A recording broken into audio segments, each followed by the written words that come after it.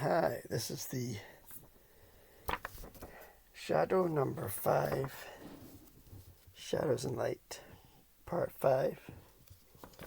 So we start where we left off in number 4 with the cliffhanger in New York, in the Sicto headquarters building.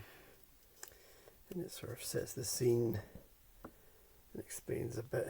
And explains the disfigured character to a point. It doesn't say like why or how, or it just says the sort of name, but you just go with it. So we got Shiwan Khan and the Shadow, and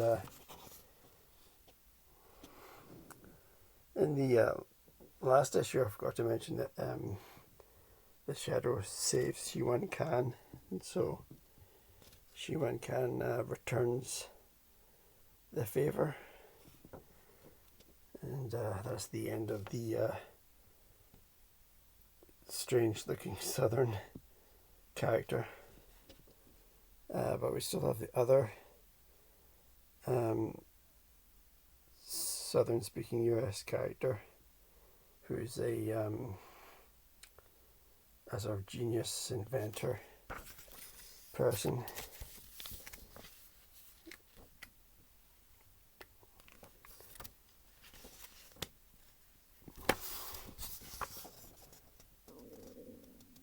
So Shiwan kind of supposedly turned a new leaf, but will later sort of reveal the character, and that's not the case.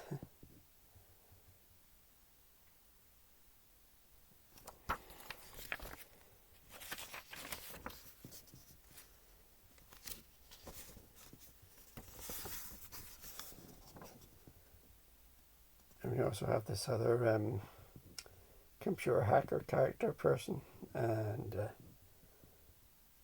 I'm not exactly sure his sort of purpose.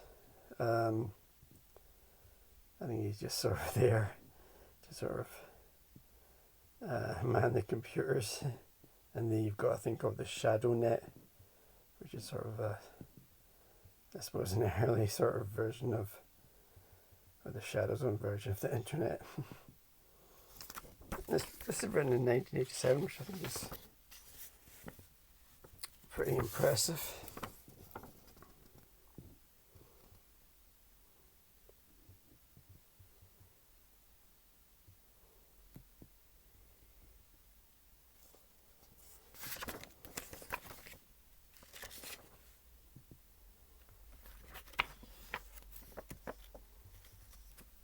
So this inventor guy, he's invented the device, the sort of device that can brainwash people via television or some sort of broadcast device, and he finds himself with the light cult, and it's later revealed the head of the light cult, and we've got the other agents of the Shadow.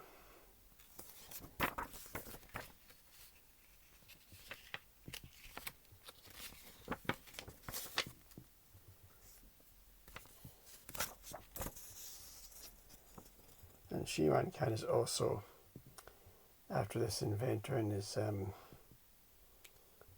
device.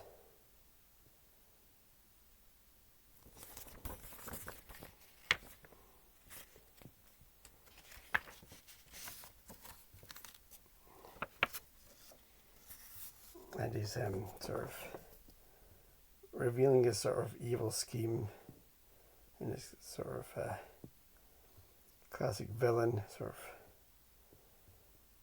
of away.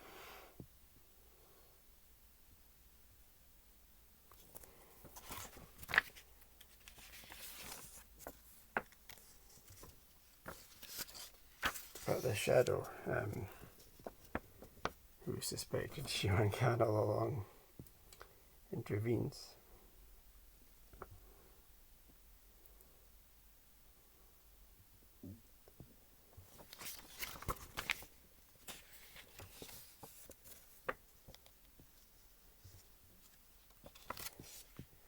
And Shiwan Khan has the brainwashing device which he is using, but the inventor of it takes it back, very violent fashion.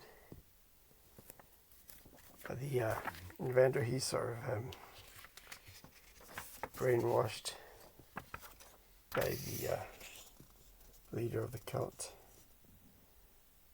And I'm sure we'll see Shiwan Khan again. Meanwhile, we have the Cardoza, the detective.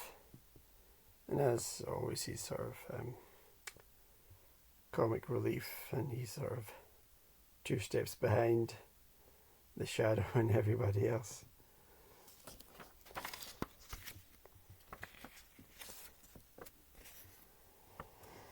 And so the inventor takes the device to the member of the light cult, and it's supposed to be this big reveal, but it's I don't know, it's not that big a reveal. It kind of looks like Bill Murray a bit, I thought. But the leader of the light and his plan is sort of now revealed.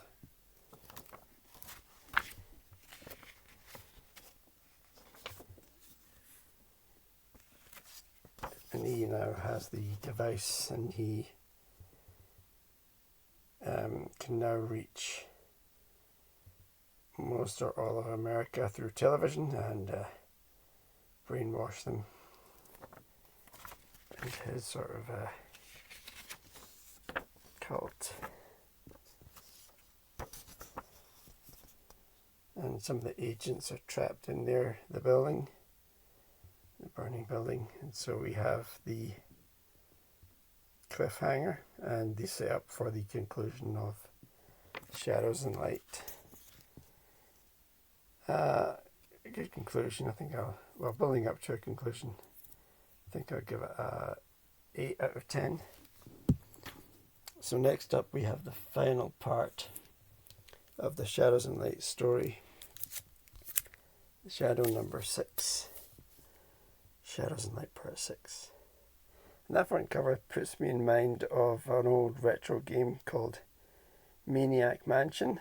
I always saw this sort of sinister face, sort of uplit or backlit or downlit. Put me in mind of that computer game. Another great cover. Thanks for watching. Bye.